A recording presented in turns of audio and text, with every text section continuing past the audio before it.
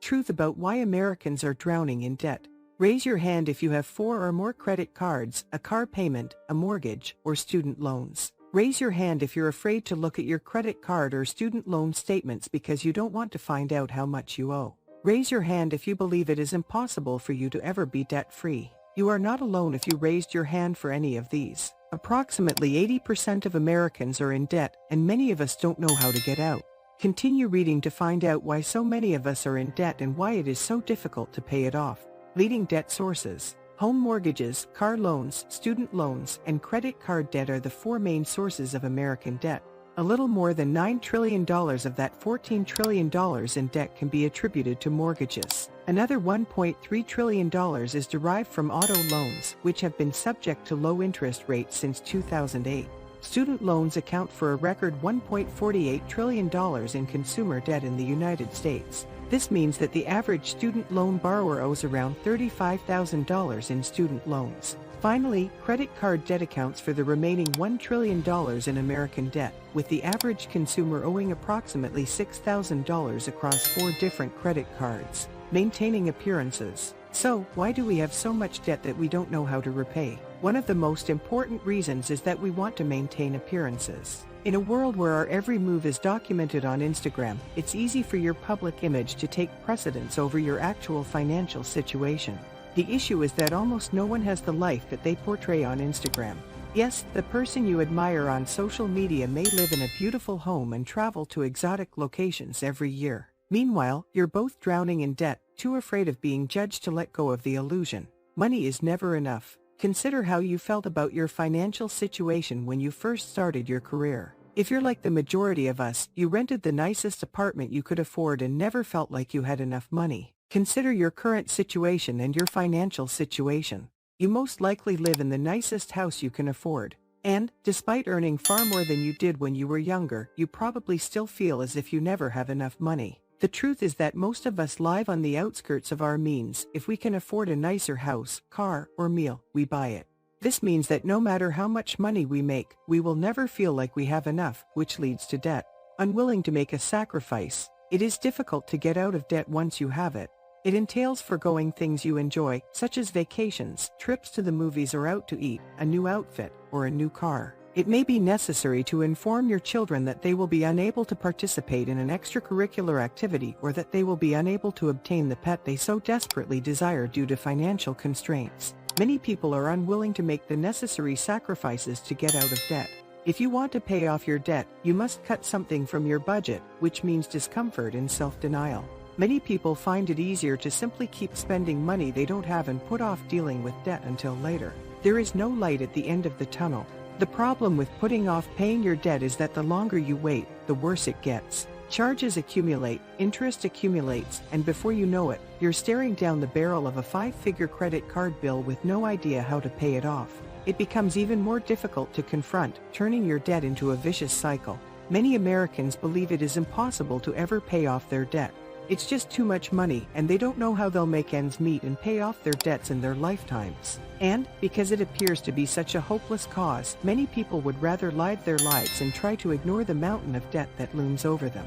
Addiction to stuff. The idea that we have to have certain items is another major fallacy in American spending habits. We require a new outfit for our job interview, a new kitchen appliance, a new toy for our child, and a new television set to host the Super Bowl party. We are addicted to things, and the truth is that it is destroying us. Even if we experience a brief rush of joy when purchasing a new item, that rush quickly fades. Then we're left with another item to find a home for, as well as the credit card charge for the new toy. We keep believing the lie that if we just have this one thing, we'll be happy, and it's increasing our debt.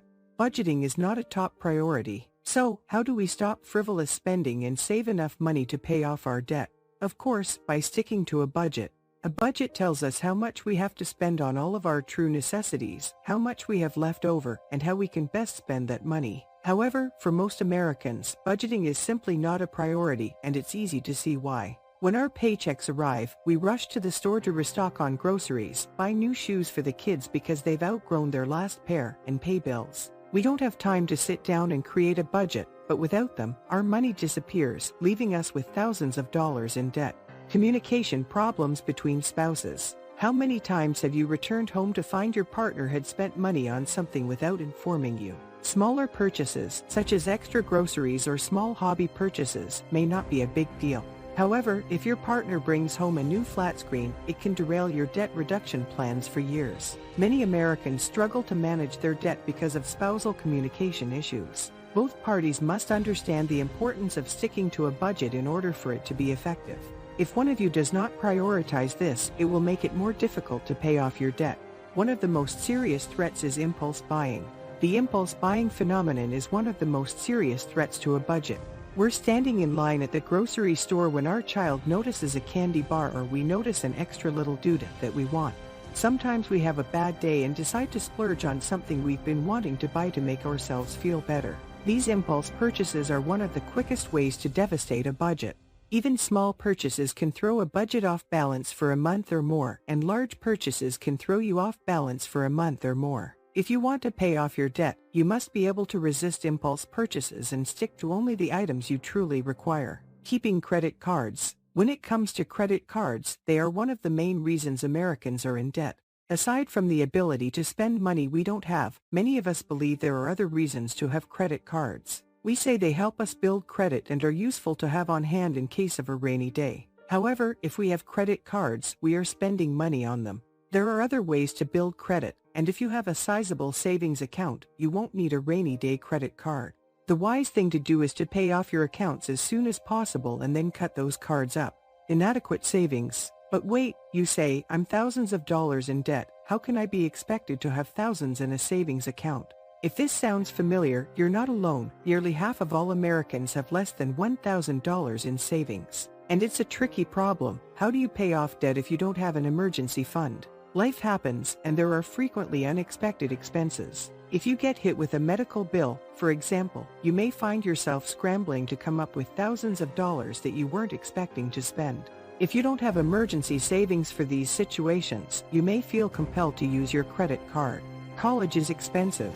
Of course, student loans are a major source of debt in the United States. The class of 2019 graduated with an average of $28,565 in student loans, a figure that has been steadily rising for years. It can be difficult to dig your way out of a hole when you're just starting out. Many young Americans who are just starting out in the workforce are paying more for their student loans than they are for their housing. Debt repayment can take decades, and in the meantime, interest accumulates.